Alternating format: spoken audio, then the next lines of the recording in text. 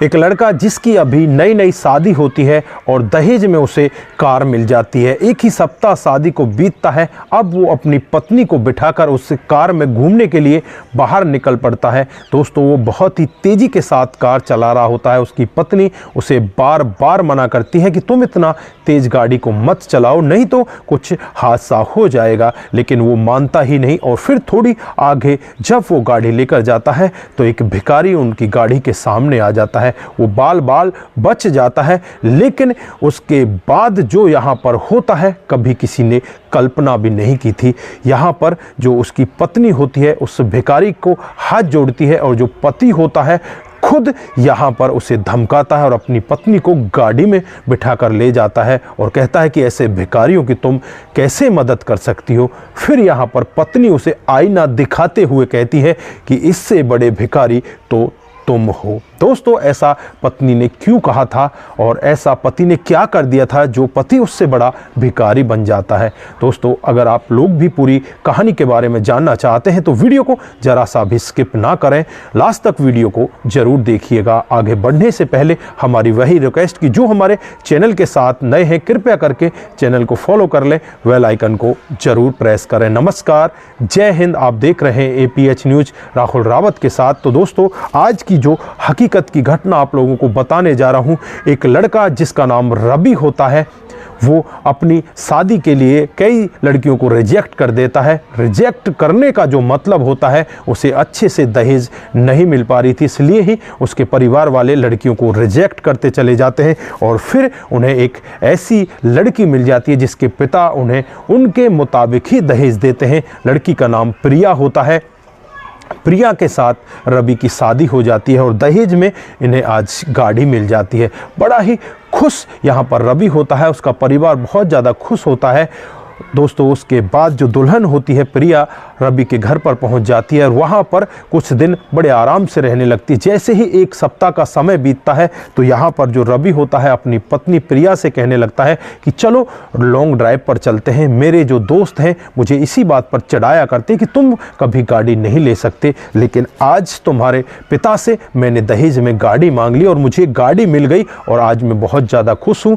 अब हम दोनों लॉन्ग ड्राइव पर चलते हैं। प्रिया यहाँ पर कुछ भी नहीं कह पाती, चुपचाप रवि के साथ बैठ जाती है और यहाँ पर रवि गाड़ी को बहुत ही ज़्यादा स्पीड में चलाने लगता है। प्रिया उसे बार बार मना करती कि रवि ऐसा मत करो, ये जीवन बहुत ही अनमोल है, बार बार ये जीवन नहीं मिलता, इतनी स्पीड में तुम गाड़ी को मत चलाओ। तो यहाँ पर रवि कहता है कि मैं अपने उन दोस्तों को चिढ़ा रहा हूँ जो दोस्त ये कहते थे कि तुम कभी गाड़ी में बैठ ही नहीं सकते, तुम्हें गाड़ी कभी मिल ही नहीं सकती। आज मुझे गाड़ी भी मिल चुकी है और तुम जैसी सुंदर पत्नी भी मिल चुकी है। उसके बाद रवि वहां पर गाड़ी को आगे बढ़ाने लगता है। जैसे ही एक मोड़ आता है, मोड़ पर एक बूढ़ा भिखारी उस गाड़ी के सामने आ जाता है। एकदम से रवि यहां पर ब्रेक लगाते हैं और ब्रेक लगते लगते गाड़ी उस भिखारी से जाकर छिप जाती है। उसके बाद वो भिखारी जमीन पर गिर जाता है। जो प्रिया होती है भागकर उस भिखारी को खड़ा करती है। इधर जो रवि होता है वो कहने लगता है कि ऐसे भिखारियों की वजह से ही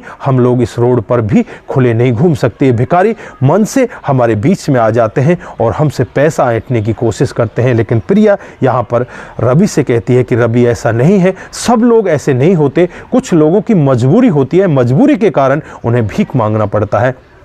लेकिन रवि की कुछ समझ में आ ही नहीं रहा था। यहाँ पर जो प्रिया होती है अपनी गाड़ी से नीचे उतरती है और उस बाबा को साइड में बिठाती है और उसे 200 रुपये देकर वहाँ से आने लगती है। रवि उसका हाथ पकड़ता है और जल्दी से उसे गाड़ी में बिठाता है और कहने लगता है कि तुम्हें नहीं पता इन भिखारियों की ऐसी ही आदत होती है, इसी तरह से ये लोग हम लोगों से भीख मांगते हैं। यहाँ पर प्रिया को बहुत ही ज़्यादा गुस्सा आता है और गुस्से में अपना हाथ झटकते हुए रवि से कहने लगती है कि रवि, तुमसे बड़ा भिखारी तो कोई है ही नहीं, ये तो अपनी मजबूरी में भीख मांग रहा है। तुम्हारी कौन सी मजबूरी थी जो तुमने मेरे पिता से भीख में ये गाड़ी मांगी थी। अब रवि यहाँ पर अपनी आंखों को ऊपर नीचे करने लगता है। प्रिया यहाँ पर रवि से कहती है कि तुम्हें गुस्सा होने की ज़रूरत नहीं है, लेकिन ये हकीकत है कि तुम इससे भी बड़े भिखारी हो, क्योंकि ये भिखारी तो अपनी मजबूरी के कारण लोगों से भीख मांग रहा है, लेकिन तुम्हारी तो कोई मजबूरी भी नहीं थी, तुमने फिर मेरे पिता से क्यों भीख मांगा? तुम्हें पता है मेरे पिता ने ये गाड़ी तुम्हें कैसे ला कर दी,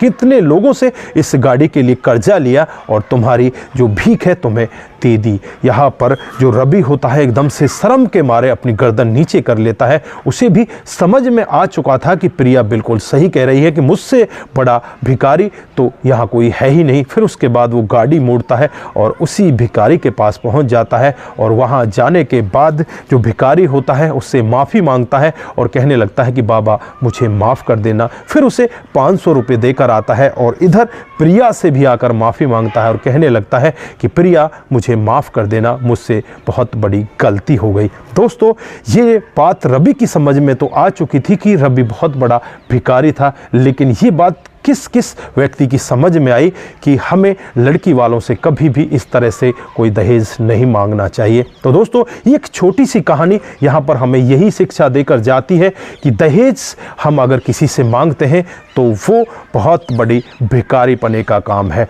हम लोगों से बड़ा भिखारी कोई हो ही नहीं सकता जो लड़की के पिता से इस तरह से दहेज मांगता है। तो दोस्तों किस किस को ये कहानी अच्छी लगी? अगर आप लोगों को अच्छी लगी तो दोस्तों के साथ ज़रूर शेयर करके जाएं। दोस्तों कौन कौन इस बात से सहमत है कि हमें दहेज नहीं मांगना चाहिए? दोस्तों आप लोग भी ज़्यादा से ज़्यादा लोगों के साथ साझा करें। दोस्तों आज के लिए बस इतना ही, फिर मिलते हैं किसी नए मोड के साथ। तब तक के लिए आप अपना ख्याल रखें, परिवार का ख्याल रखें, सतर्क रहें, सावधान रहें। नमस्कार, जय हिंद,